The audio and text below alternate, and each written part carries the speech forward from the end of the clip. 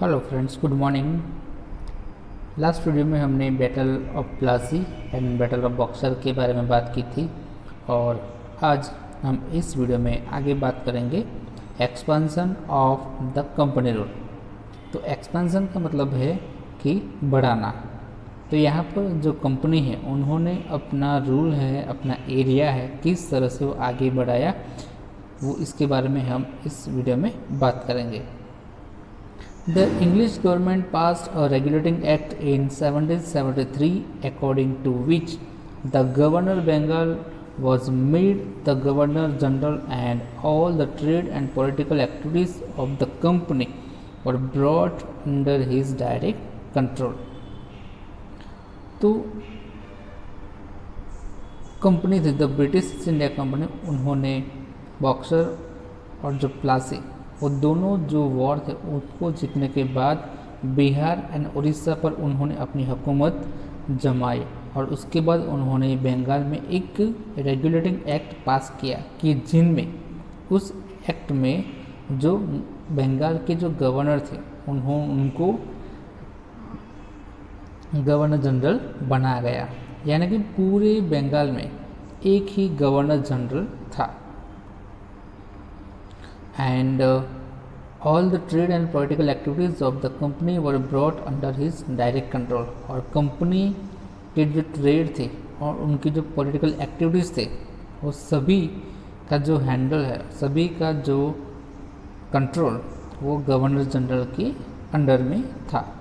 The Mumbai Madras governor and his council were brought under him. और उसके बाद जो मुंबई एंड जो मद्रास यानी कि फ़िलहाल का जो चेन्नई है वो भी गवर्नर जनरल के कंट्रोल में रखा गया।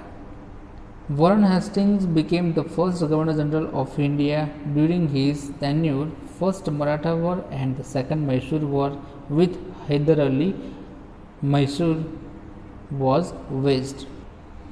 और हमारे इंडिया की जो फर्स्ट गवर्नर जनरल थे वॉरेन हेस्टिंग्स, और उनके रूलिंग के दौरान कंपनी का जो फर्स्ट जो वॉर था वो मराठा के साथ हुआ एंड जो सेकंड वॉर वो मैसूर के जो हैदर अली थे उनके साथ हुआ। The problem for the East India company increase because it had to face both the powers simultaneously. तो ये ईस्ट इंडिया कंपनी उन्होंने दोनों जो मराठा एंड मैसूर दोनों के सामने एक साथ उन्होंने अटैक किया, उन्होंने वॉर किया और इसलिए उनकी जो ईस्ट इंडिया कंपनी को बहुत वो प्रॉब्लम और भी बढ़ गई थी। Cornwallis took over as governor general after Warren Hastings. During the tenure of Cornwallis the third Mysore war took place with the Tipu Sultan, famously known as the tiger of Mysore.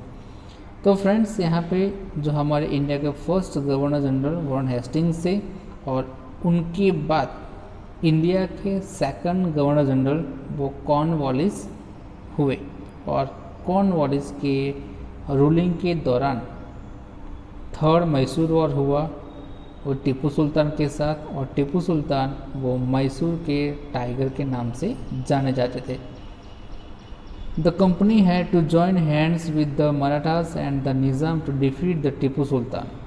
Tipu could not win against the combined force and had to accept the treaty. और the East India company को टीपू सुल्तान वो जो strong king था इसलिए उनको हराना मुश्किल था, और इसलिए ईस्ट इंडिया कंपनी ने मराठा एंड जो निज़ाम दोनों के साथ मिलकर टीपू सुल्तान को हराया। और इन तीनों के सामने टीपू सुल्तान ने अपनी हार मान ली और उन्होंने ईस्ट इंडिया कंपनी की जो ट्रीटी थी वो ट्रीटी उनको साइन करनी पड़ी। After Cornwallis sir John Shore became the governor general due to some rigid policies adopted by him. The East India company's fame decline and Marathas became stronger.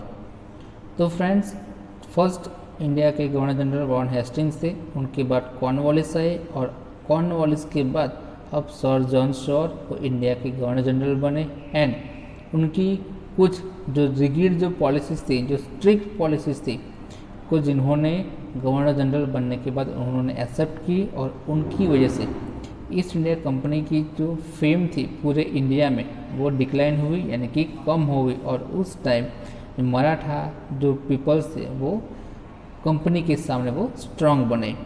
So governor general Wellesley who came after John Shore got the responsibilities. So, Governor General Wellesley, who came after John Shore, got the responsibilities of making the company supreme in India. तो जो Cornwallis की वजह से जो company की जो fame थी वो जो डिक्लाइन हुई थी, और वो जो फेम को सुप्रीम बनाने की जो रिस्पॉन्सिबिलिटी वो सर जॉन शॉर ने ली थी। For this, Wellesley introduced the subsidiary alliance system. The conditions of the system and the state adopted under his are follows. तो वेलेस्ली ने सर जॉन शॉर के बाद वो जो गवर्नर जनरल बने, उन्होंने कंपनी को सुप्रीम बनाने की जो रिस्पॉन्सिबिलिटी ली थी, और इसके लिए उन्होंने जो सब्सिडरी एलियंस सिस्टम को इंट्रोड्यूस की थी। और अब हम डिस्कस करेंगे कि what is subsidiary alliance system, उन सब्सिडरी एलियंस सिस्टम क्या है उसके बारे में अब हम डिस्कस करेंगे। तो फ्रेंड्स, यहाँ पर जो सब्सिडरी एलियंस जो सिस्टम है उनकी कुछ टर्म्स एंड कंडीशंस यहाँ पर है, उसके बारे में हम बात करेंगे। तो first, the army trained by the East India Company government will be provided to the state that accept the system. तो जो भी स्टेट अगर ये सब्सिडरी एलियंस सिस्टम को एक्सेप्ट करता है, तो उस स्टेट को जो ब्रिटिश ईस्ट इंडिया कंपनी थी वो ट्रेन की हुई जो आर्मी उनको प्रोवाइड करेगी। और वो जो ट्रेन की हुई आर्मी है वो स्टेट को अटैक से, कुछ इंटरनल और जो एक्सटर्नल उनके जो अटैक से उनको सिक्योरिटी प्रोवाइड करेंगे। In return the state accepting the system will provide for the army और give away province with equivalent income to the British.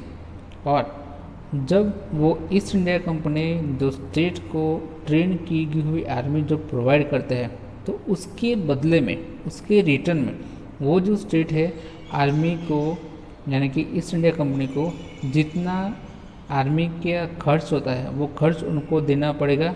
अगर वो खर्च नहीं दे सकते तो वो जो खर्च उनको जो भी एरिया में से, जो भी प्रोविजंस में से उनको मिलता है, वो उसके इक्वलेंट जो पार्ट है वो एरिया ईस्ट इंडिया कंपनी को प्रोवाइड करना पड़ेगा, यानी कि उनको देना पड़ेगा।